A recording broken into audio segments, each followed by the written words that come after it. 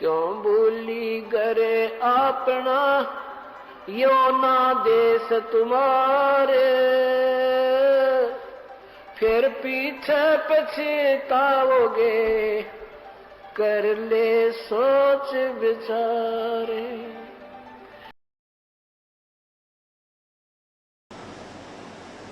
परमेश्वर कबीर है और वो अपनी महिमा की वाणी आप ही सुनाता है। अब देखिएगा ऋग्वेद मंडल नंबर 9 सूक्त 96 यानी 96 मंत्र 16, 17, 18 और 19। पहले तो आपको दिखाते हैं उन जो ये कहने वाले कि भगवान निराकार है, वो एक देशीय नहीं है, व्यापक है, सर्वव्यापक है। उन्हीं के और वेदों को वो सत्य मानते हैं और वेद कहते हैं वो तो तीसरे धाम में विराजमान है, वहाँ रहता है और वहाँ बैठकर पूरे विश्व को कंट्रोल करता है। और वही अन्य रूप धारण करके सबका धारण पोषण करने के लिए भी इस तीनों लोकों में प्रकट होता है, प्रवेश करता है। और जिसमें वो परमात्मा आता है ऊंचे स्वर में अपनी महिमा की वाणी आप ही बोलता है। वो लोकोक्तियों के माध्यम से, कविताओं के माध्यम से, श्लोकों के माध्यम से, दोहों के माध्यम से अपनी महिमा का उच्चारण करता है। इसलिए वो प्रसिद्ध कवि की उपाधि प्राप्त कर लेता है उसे, लेकिन वो संत रूप में, ऋषि रूप में प्रकट वो पूर्ण परमात्मा ही होता है, वो कबीर देव होता है। पहले आप देखें इन ऋषि महर्षियों और उनके अनुयायियों के द्वारा किया गया हिंदी अनुवाद ऋग्वेद मंडल नंबर 9 सूक्त नंबर 96 के मंत्र 16 से 20 का। फिर ये दास आपको दिखाएगा इसका वास्तविक अनुवाद ये बनता है। ये देखिएगा ऋग्वेद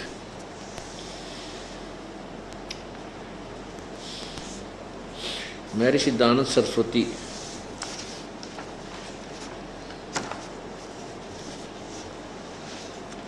ये है, प्रकाशक है सार्वदेशिक आर्य प्रतिनिधि सभा, महर्षि दानंद भवन, रामलीला मैदान, नई दिल्ली।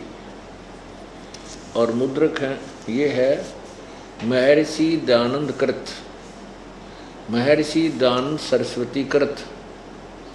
वैसे तो इन्होंने इस महर्षि दानंद की इतनी महिमा बना रखी थी कि इसके नाम से ये वेद में क्या करते कि अच्छा महर्षि दानंद द्वारा अनुवाद कर रखा, लेकिन ये इतने झूठे हैं ये लोग। यहाँ महर्षि दानंद कृत लिखा है, 9वां और 10वां, 9वां और 10वां जो मंडल है ये महर्षि दानंद के द्वारा अनुवादित नहीं है, ये और संत के द्वारा है। ये देखो इसका आपको दिखाता हूँ, ऋग्वेद भाष्यम।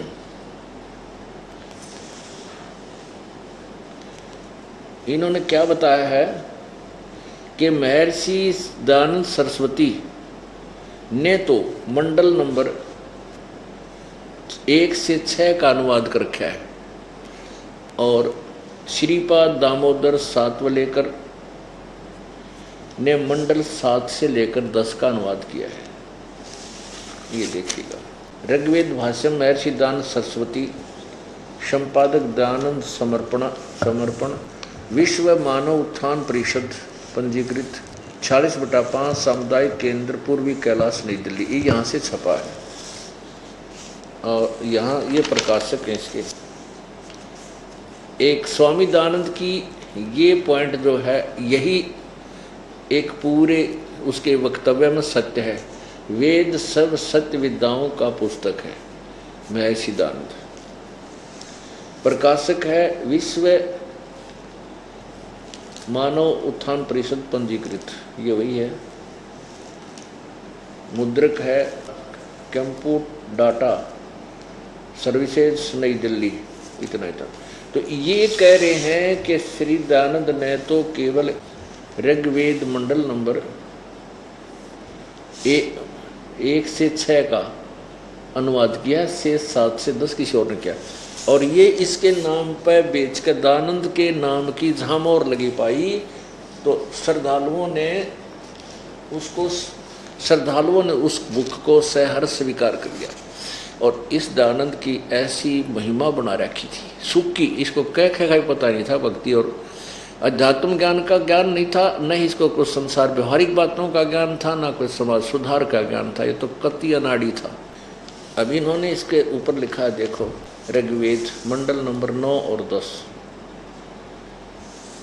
देखो ये मोहर लगा दी महर्षि दयानंद सरस्वती, और यहाँ लिखा है महर्षि दयानंद सरस्वती कृत। प्रकाशक है सार्वदेशिक आर्य प्रतिनिधि सभा, महर्षि दयानंद भवन, रामलीला मैदान, नई दिल्ली। ऋग्वेद आर्य भाषा भाष्य महर्षि दयानंद सरस्वती कृत। बेचन के मारे नाड़ा झूठ और बोल दी कि बिक जाएगा इस नाम ते, तरह गजब वही। मुद्रक है प्रिंस ऑफसेट प्रिंटर्स, 1510, पट ऑफ दी हाउस, दरियागंज, नई दिल्ली। अब इसमें आप देखिएगा मंडल नंबर 9 सूक्त 96।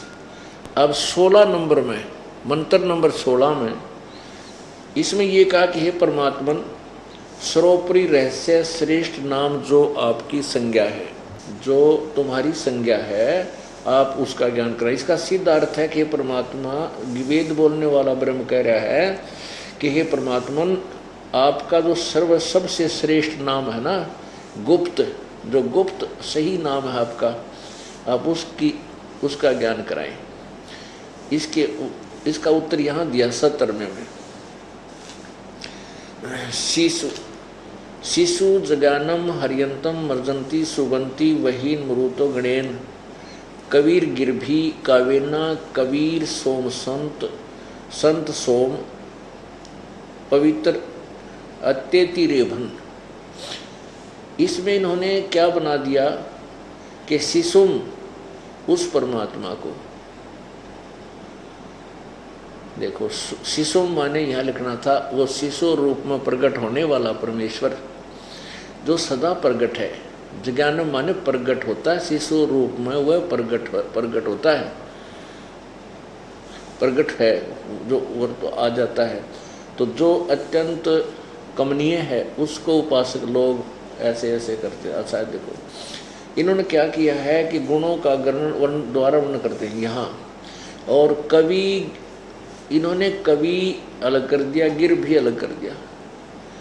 इस कबीर गिर भी, कवि ऊपर रह लगा है, इसको रे बोला जाएगा, कबीर गिर भी, तो कबीर गिर भी, यहाँ कबीर गिर भी लिख दिया, यानी कबीर वाणी। देखो यहाँ हम कबीर लिखते, कबीर जैसा सुबह के सत्संग में विश्लेषण करके बताया था कि जहाँ जैसे यजुर्वेद है, यजुर्वेद के विषय में कोई लिखा हुआ लेख होता है और वहाँ यजु भी लिख दिया जाए, यजु, जैसे यजु बोलते हैं, यजुर कहो यजुह कहो, रे का हलंत लगा दिया जाए तो यजुर बन जाता। जहाँ पर भी यजुर शब्द लिखा मिलेगा और उस यजुर्वेद के विषय में कहा जा रहा हो तो सिंगल यजुर भी जो लिखा होगा तो भी यजुर्वेद उसका लिखना पड़ेगा, विश्लेषण सोल्यूशन यानी उसका अनुवाद करते समय यजुर्वेद ही लिखना पड़ेगा।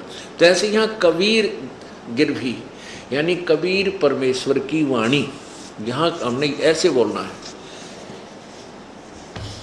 ये देखो इस 17वें में कबीर गिरभी, कवि, यहाँ इसको हम कबीर बोल दें, इनको दोनों को एक ही ब्रैकेट में ले लें कोष्ठ में, तो कबीर गिरभी अर्णों का न लिख लें, कबीर गिरभी बस। तो यहाँ लिखते हैं कबीर गिरभी माने वाणी द्वारा, कबीर माने हम कबीर लिख दें, कबीर वाणी द्वारा, कावेन कविताओं से, कविताओं के माध्यम से उस स्तुति करते हैं। सोम अमर पुरुष, सोम स्वरूप, पवित्रम परमात्मा कारण अवस्था में, रेभन माने गरजता हुआ, अतिक्रमण करता है। अब इनके अनुवाद का कि तो सर पैर भी कोई ना। अब देखो इस दास के द्वारा किया हुआ अनुवाद, इसके पढ़ने से आनंद आते हैं। एक भक्त जब इस ज्ञान से परिचित हुआ और इस महर्षि के द्वारा किए गए अनुवाद के अड़ंगे से परिचित हुआ तो वो कहने लगा कि महाराज जी अगर ये अनुवाद जो आप बता रहे हो जिस तरीके से, ऐसा अनुवाद वेदों का होता तो ये घर घर में पाते, हर एक घर में रखे होते। इनके एक अड़ंगे ज्ञान में पढ़ते पढ़ते सिर में दर्द हो जाता है, कहीं की सर नहीं कि तब पैर नहीं के, तो ये बताना चाह मैं पता नहीं के का की अड़ंगा करके दर दिया। जबकि ये इतने पवित्र ग्रंथ हैं तो इसके अंदर बहुत ही निर्मल बात और बहुत ही गहरी गूढ़ रहस्य इसके अंदर भरा पड़ा है। उसको तत्वदर्शी संत ही बताएगा। परमात्मा कहते हैं स्वयं अपनी महिमा आप ही बताते हैं। सतगुरु बिन काहू न पाया ज्ञाना, जो थो था भुस छड़े मूड किसाना। कि सतगुरु यानी तत्वदर्शी संत के बिना किसी को भी ज्ञान प्राप्त नहीं हुआ। जैसे मूड किसान और थोथे भूस को कूट रहा हो, क्योंकि बुद्धिमान किसान तो थोथे भूस ने कुटे को नहीं, छिड़े नहीं। मूड केवल जो शराब के नशे में हो गया, कति उल्लू टाइप इंसान होगा, वो मुड़े पर जोड़े पर लठ मारा करे, सरसों का हो या पराल पड़ी हो, दाना की धान निकालने के बाद जो उसका जो पराल बच जाती है, वो घास बच जाता है, तो उसने कोई कुटे तो उसमें क्या निकलेगा। ऐसे ही परम संत के बिना, तत्व ज्ञान के आधार के बिना जो साधना करते हैं वो थोथा भुस पर लठ मार रहे हैं, उसको कूट रहे हैं, उससे कुछ लाभ नहीं होना, हानि होनी है। तो फिर क्या बताते, गुरु बिन वेद पढ़े जो प्राणी, समझे न सार रहे अज्ञानी। अब इन्होंने वेदों को पढ़ा, आप पर निष्कर्ष निकाल लिया, अपने अपने हिसाब से अनुवाद कर डाले। गुरु के बिना इन वेदों को पढ़ेगा वो अज्ञानी ही रह जाएगा, इस वेदों का सार नहीं समझ सकता। गुरु बिन वेद पढ़े जो प्राणी, समझे न सार रहे अज्ञानी। सत साही।